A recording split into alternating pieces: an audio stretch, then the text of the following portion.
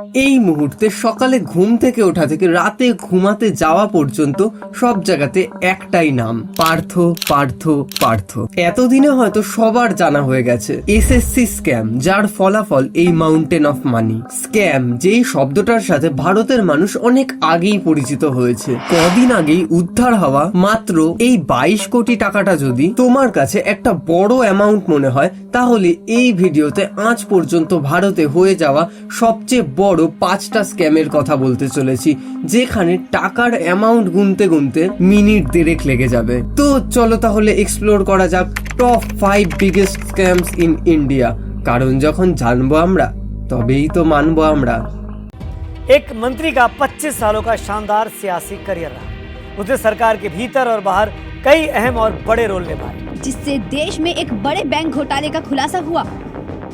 इसे देश का सबसे बड़ा बैंक घोटाला कहा जा रहा है, जिसमें 22,842 करोड़ रुपए की धोखाधड़ी का आरोप है।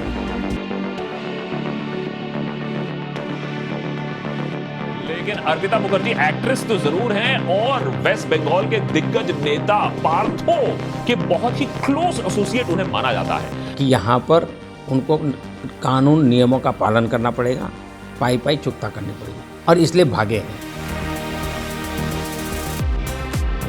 সবার প্রথমেই একটা স্ট্যাটিস্টিক্স দেখাই। এটা হলো সাল 2009 থেকে 2022 পর্যন্ত প্রতি বছর গোটা ভারত জুড়ে ঘটে যাওয়া ব্যাংকিং ফ্রডের সংখ্যা। 2009 সালে যেই সংখ্যাটা ছিল 4372, বর্তমান সময় দাঁড়িয়ে সেটা 9103, যার মধ্যে বেশিরভাগটাই কয়েক লাখ থেকে কয়েক কোটি টাকার ঘোটালা। তাহলে এবার দেখা যাক স্বাধীন ভারতের ইতিহাসে আজ পর্যন্ত সবচেয়ে বড় 5টা স্ক্যাম বা ফ্রড। বিজয় মাল্যা, এই নামটা আর এই মুখটা প্রায় অনেকেরই চেনা। তাও যদি কারোর না জানা থাকে, তাদের জন্য একবার খুব ছোট করে বলে দিই ঠিক কে এই বিজয় মাল্যা।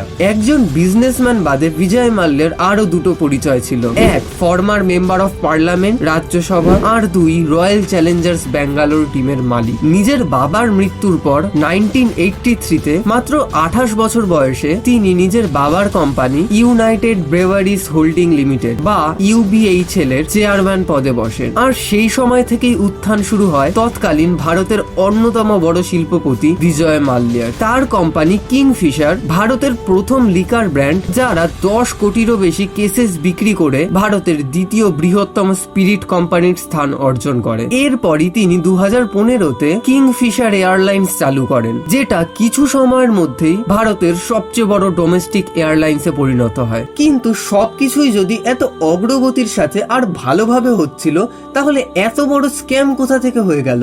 মাল্যা নিজের এয়ারলাইন আর লিকারের বিজনেসকে এক্সপ্যান্ড করতে চাইছিল। তার অ্যাডভাইজাররা তাকে বারবার এটা করতে না করে, কিন্তু তারপরেও তিনি ঠিক সেই একই কাজ করেন। মাল্যা নিজের বাবার তৈরি অন্যান্য কোম্পানিগুলোকে বেচে দিয়ে নিজের এয়ারলাইন কোম্পানির জন্য ফান্ড কালেক্ট করতে থাকে। কিন্তু এত কিছুর পরেও তার বিজনেস একটা বড় মার্জিনের লসে রান করে। যেই লসকে ভারসাম্যে আনার জন্য তিনি কনস্ট্যান্টলি ব্যাংক থেকে লোন নিতে থাকেন। 2015-র শেষের দিক পর্যন্ত তিনি প্রায় 17টা আলাদা আলাদা ব্যাংক থেকে 9,000 কোটি টাকার লোন নিয়ে নেন, যে সময় SBI তাকে ব্যাংকক্রাফট অ্যানাউন্স করে দেয়। তারপরেও কিছু ব্যাংক কনস্ট্যান্টলি তাকে লোন দিয়ে যাচ্ছিল, কারণ তিনি রাজ্যসভার সদস্য ছিলেন আর তার কাছে কিছু পলিটিক্যাল পার্টির সাপোর্টও ছিল। শেষের দিকে পরিস্থিতি এমন হয়ে যায় যে কোম্পানির নিজের এমপ্লয়ীদের স্যালারি দেওয়ার মতো টাকা ছিল না। এই লিস্টের দিকে তাকালে দেখা যাবে মাল্যা কোন ব্যাংকের থেকে ঠিক কত টাকা করে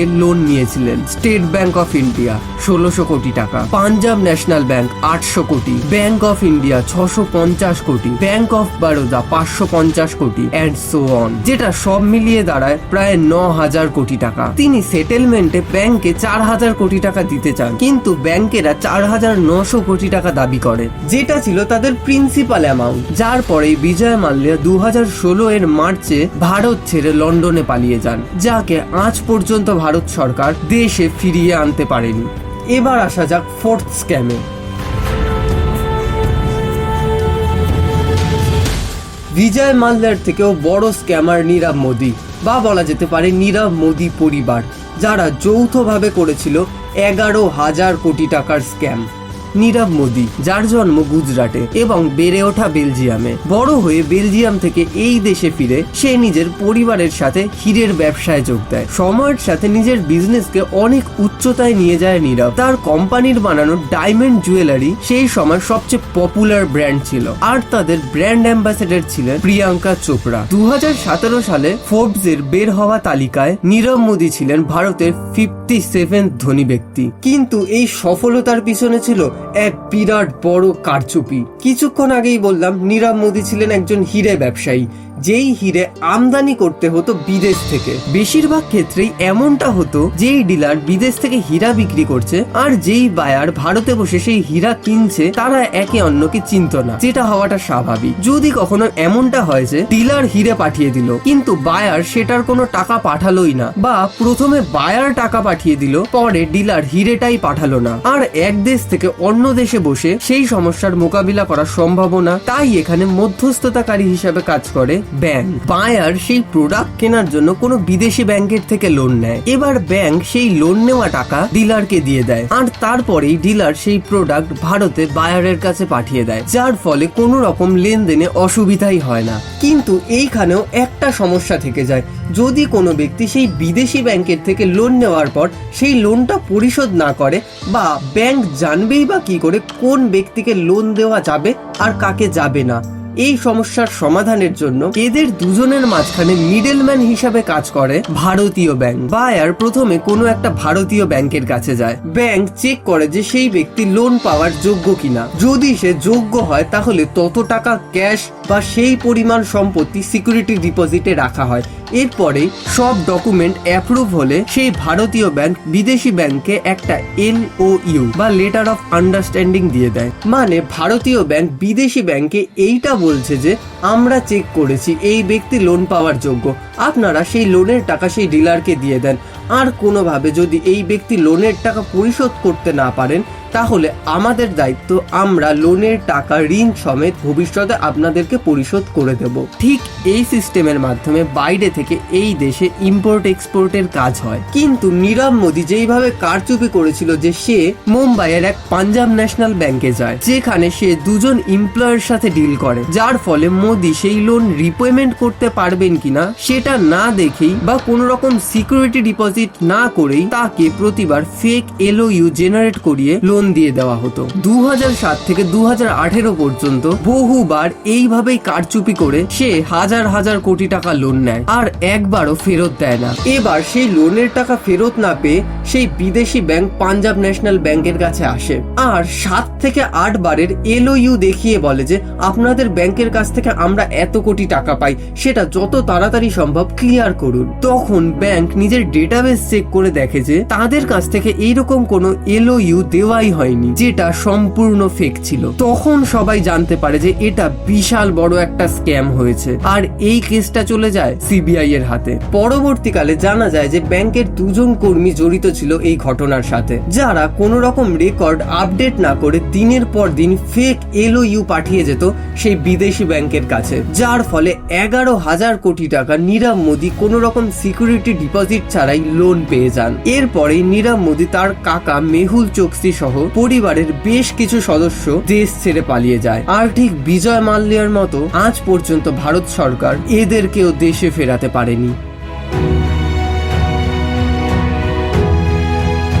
1930 সালে প্রথম শুরু হয় কমনওয়েলথ গেমস। ঠিক অলিম্পিকের মতোই একটা মাল্টি স্পোর্টস ইভেন্ট, যেখানে পৃথিবীর বিভিন্ন দেশ থেকে আসা খেলোয়াড়রা অংশগ্রহণ করে। প্রতি 4 বছর অন্তর এই ইভেন্ট পৃথিবীর আলাদা আলাদা দেশে করানো হয়। 2010 সালে কমনওয়েলথ গেমস ভারতে আসে, আর স্বাভাবিকভাবেই এইরকম একটা ইভেন্ট অ্যারেঞ্জ করার জন্য ভারত সরকারকে একটা বিশাল অঙ্কের টাকা খরচ করতে হয়েছিল, কারণ পৃথিবীর সব দেশ থেকে খেলোয়াড় এবং তাদের প্রতিনিধিরা ভারতে আসতে চলেছিল। তাই তাদের সব রকম সুযোগ সুবিধা এবং খেলার সম্পূর্ণ আয়োজন করা ভারত সরকারের দায়িত্ব ছিল। কিন্তু যেই ইভেন্টের কারণে পুরো দেশের গর্ব হওয়ার কথা ছিল, আজকের দিনে সেই ইভেন্টের কথা উঠলে লজ্জায় পৃথিবীর সামনে ভারতের মাথা নিচু হয়ে যায়। এবার আসা যাক কিভাবে একটা স্পোর্টস ইভেন্টকে এত বড় একটা স্ক্যাম ইভেন্টে পরিণত করে দেওয়া হলো। কমনওয়েলথ গেমস কমিটিতে বেশ কিছু প্রভাবশালী ব্যক্তি ছিলেন, যেমন chairman Suresh Kalmadi, vice chairman Randhir Singh, Singh, secretary general Lalit ভান,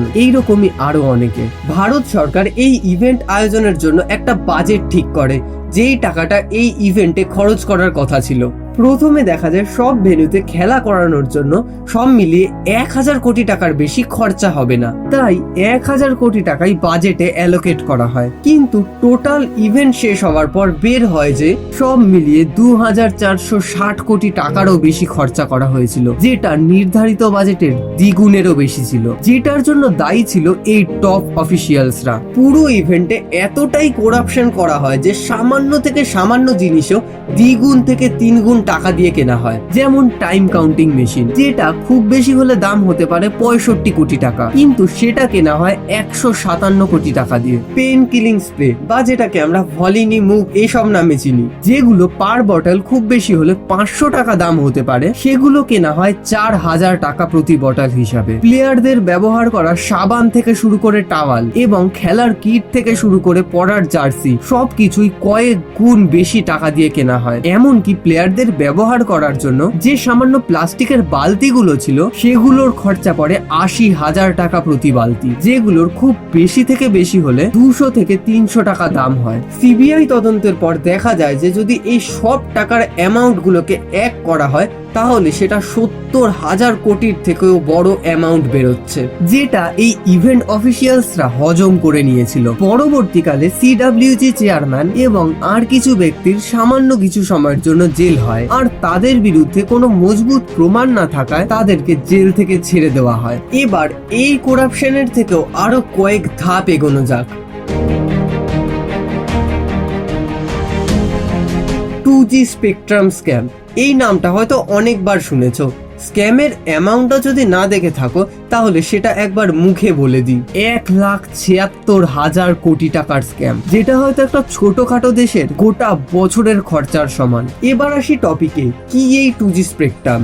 খুব সহজ ভাষায় বোঝাতে গেলে আমাদের আশেপাশে বিভিন্ন প্রকারের তরঙ্গ রয়েছে, যেগুলো আমরা খালি চোখে দেখতে পাই না, কিন্তু আমাদের বেশিরভাগ ইলেকট্রনিক্স জিনিস ব্যবহারের ক্ষেত্রে এটাই দরকার হয়, যেটাকে বলা যেতে পারে স্পেকট্রাম। কিন্তু এই অদৃশ্য জিনিসটাকে নিয়ে কিভাবে স্ক্যাম করা সম্ভব, তাও আবার এত বড় পরিমাণ টাকার? ধরা যাক তুমি একটা রেডিও স্টেশন খুলতে চাও, তার জন্য তুমি স্টুডিও বানিয়ে নিলে, সেট আপ করে নিলে, সবকিছু করে নিলে, কিন্তু তোমার কথাটা যাতে প্রত্যেকটা মানুষ পর্যন্ত গিয়ে পৌঁছায়, তার জন্য তোমার দরকার একটা রাস্তার। যেমন ফোনে কথা বলতে গেলে আমাদের প্রত্যেকের দরকার একটা করে আলাদা আলাদা ফোন নাম্বারের, সেই রকমই রেডিও আলাদা আলাদা ফ্রিকোয়েন্সি থাকে, 98.3, 97.4। তো রেডিও স্টেশন খুলে নেওয়ার পর তোমার দরকার একটা ফ্রিকোয়েন্সি, যেই রাস্তা দিয়ে তোমার রেডিও স্টেশনের আওয়াজ প্রত্যেকটা মানুষ পর্যন্ত পৌঁছে যাবে, আর এই পৌঁছে যাওয়ার রাস্তার নামই স্পেকট্রাম।